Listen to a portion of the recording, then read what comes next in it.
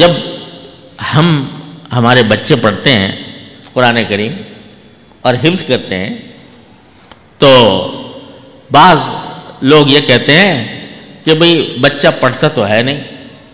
اور اس کے معنی نہیں سمجھتا، طوطے کی طرح رٹ لینے سے کیا فائدہ؟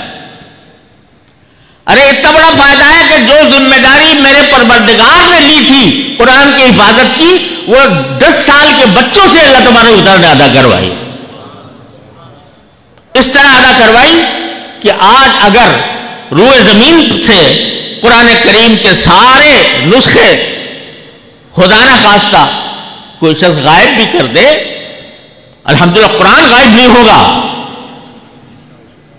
10 سال اور 12 سال کے بچے جو ہیں وہ لکھوا دیں گے